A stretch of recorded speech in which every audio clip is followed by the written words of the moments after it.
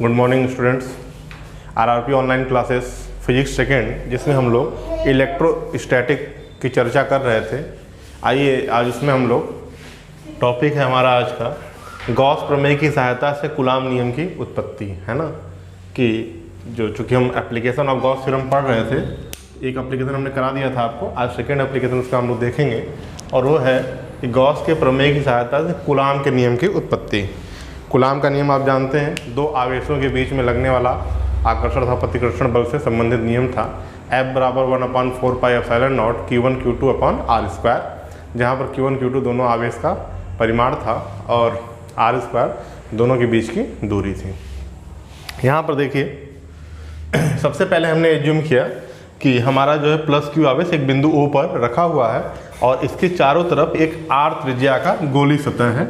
यह सतह काल्पनिक ही होता है, एज्यूम्ड होता है, हमने मान लेता है। तो उसी चीज़ को हमने यहाँ पर लिख लिया है कि माना एक धनात्मक आवेश Q बिंदु O पर रखा हुआ है तथा आवेश के चारों ओर R त्रिज्या का एक गोली सतह है। ठीक, सतह पर जो पूरा सतह था, इस पर हमने एक छोटा सा क्षेत्रफल सदिश लिया हुआ है जिसको हमने dA से रिप्रेजेंट किया है।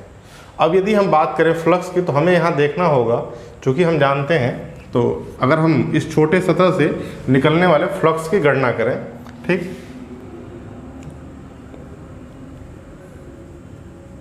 छोटे से क्षेत्रफल सदिश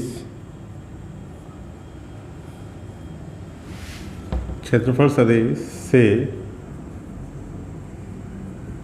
निकलने वाला flux d phi equal to, तो आप जानते हैं क्या हो जाएगा, vector E dot d A. ठीक, डॉट प्रोडक्ट को हम हटाएंगे तो क्या हो जाएगा, E D A cos theta. अब देखिए कॉस थीटा, थीटा क्या होगा, डी ए और ई के बीच की डायरेक्शन। अगर हम देखें तो हम जानते हैं कि किसी भी आवेश से निकलने वाली यदि गोली सतह के बीच में, स्फेरिकल सरफेस के बीच में यदि कोई आवेश है, तो उससे निकलने वाला जो इलेक्ट्रिक फील्ड होगा उसकी डायरेक्शन उस गोली सतह की त्रिज्या के अनुदिश होती है। इसलिए ई की डायरेक्शन भी इस तरह होगी, त्रिज्या के अनुदिश, है ना। और यदि हम इस क्षेत्रफल सदिश के सदिश वेक्टर को हमने मतलब सदिश दिशा को देखें, तो आप जानते हैं क्षेत्रफल सदिश हमेशा पृष्ठ के लंबवत होता है, यानी इसकी भी डायरेक्शन क्या होगी, सतह से बाहर की ओर, पृष्ठ से बाहर की ओर होगी। इस तरीके से डी ए की डायरेक्शन जो है वही डायरेक्शन किसकी, ई की भी है। तो इन दोनों की डायरेक्शन सेम होने की वजह से थीटा क्या हो जाएगा, 0 अंश हो जाएगा। तो यहाँ पर आपको मिल जाएगा ई डी ए कॉस 0 की वैल्यू 1 होती है, यानी कि ई डी ए। तो डी फाई इक्वल टू आपको मिल जाएगा ई डी ए। ठीक, इसी तरीके से हम क्या करेंगे, संपूर्ण सतह से निकलने वाले फ्लक्स की गणना कर लेंगे। संपूर्ण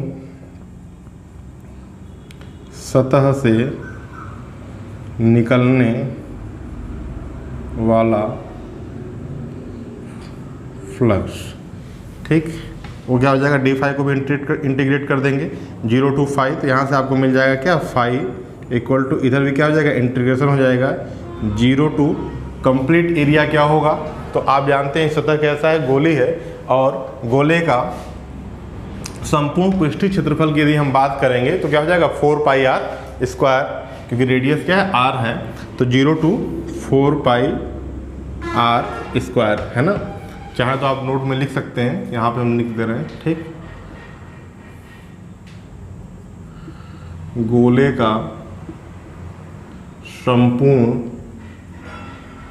पृष्ठीय क्षेत्रफल बराबर 4πr square, total surface area. तो 0 to 4πr स्क्वायर।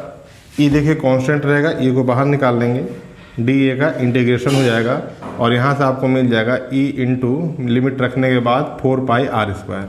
ये रिपीटेड स्टेप है, इसलिए इसको यहाँ पर हम ओपन नहीं कर रहे हैं, आप समझ रहे होंगे ये कैसा है आपका। यानी फाइनली आपको मिल जाएगा बेटा phi equal to E into 4πr square. इसे आप इक्वेशन नंबर 1 कर सकते हैं। यहाँ तक नोट कर लें, फिर आगे हम लोग एक्सप्लेन करते हैं। तो यहाँ देखिए आपका आ जाएगा, इधर लिख लेते हैं इसको,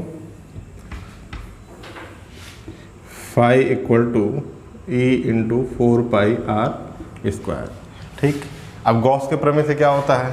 ठीक, तो गॉस के प्रमेय से आवेश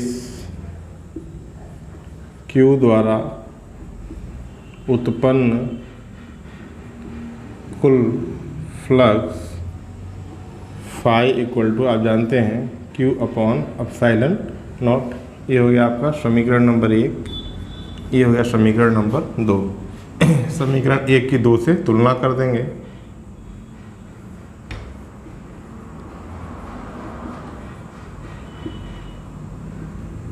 दो से तुलना करने पर जब इक्वेट करेंगे दोनों, तो यहाँ से देखिए E 4πr² equal to Q upon epsilon naught आपको मिल जाएगा। ठीक, इसके बाद यहाँ से हम ई की वैल्यू को फाइंड आउट कर लेंगे। यहाँ पर लिख देते हैं रख करके, तो आपको वहाँ से मिल जाएगा बेटा E equal to Q upon 4πr² epsilon naught. ये तो आगे हमारी वैल्यू ऑफ ई। इसको आप चाहे तो इक्वेशन नंबर 3 कर सकते हैं। ठीक, हमें क्या करना है? कूलाम के नियम की उत्पत्ति करनी है, और आप जानते हैं कि कूलाम के नियम की उत्पत्ति के लिए 2 आवेश होना चाहिए। तो हमने मान लिया कि इसके इसी क्षेत्रफल सदिश पर कोई एक अन्य आवेश Q क्या है? प्रेजेंट है।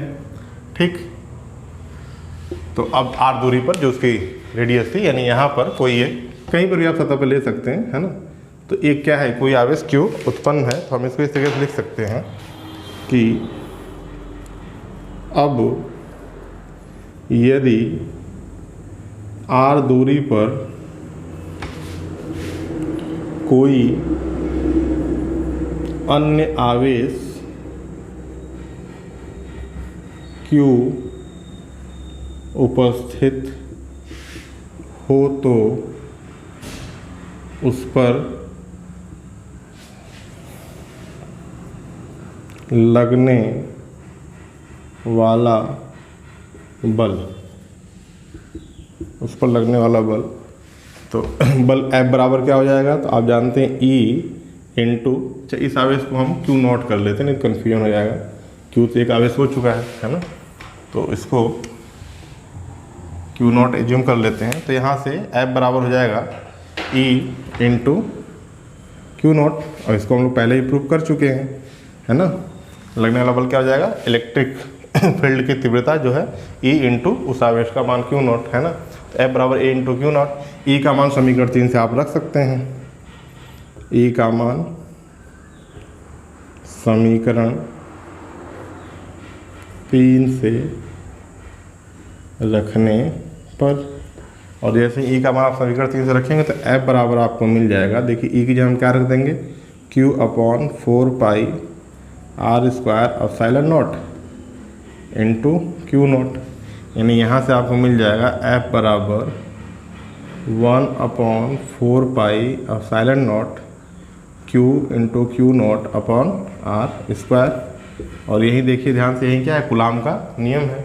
और इस तरीके से कूलाम के नियम की उत्पत्ति हो गई। दोनों आवेशों गुणनफल बटे दोनों आवेशों के बीच की दूरी का स्क्वायर, और 1 अपॉन 4π एप्सिलॉन नॉट क्या होता है? कांस्टेंट होता है। यही हमारा क्या होता है? कूलाम का नियम। तो गॉस के प्रमेय से ज़्यादा कूलाम के नियम की उत्पत्ति बहुत ही इंपॉर्टेंट टॉपिक है। एग्जाम में कई बार पूछा गया है। आप देखेंगे 2017 से लेकर के 2019 तक की जितनी भी BTE बोर्ड की परीक्षाएं हैं, लगभग सब में इससे प्रश्न आता है। कूलाम का नियम एक इम्पॉर्टेंट टॉपिक रहा। इस तरीके से हमने, और देखिए इसमें कूलाम के नियम के अलावा भी गॉस के प्रमेय के अन्य अनुप्रयोग आपको दिए गए हैं। तो 2 हमने करा दिया, 1-2 और होंगे जिसको आप स्वयं से करेंगे, वो असाइनमेंट के रूप में रहेगा। इसके बाद नेक्स्ट टॉपिक हम लोग पढ़ेंगे कैपेसिटर, संधारित्र। ठीक, तो अगले क्लास में हम लोग संधारित्र की चर्चा करेंगे। Thank you.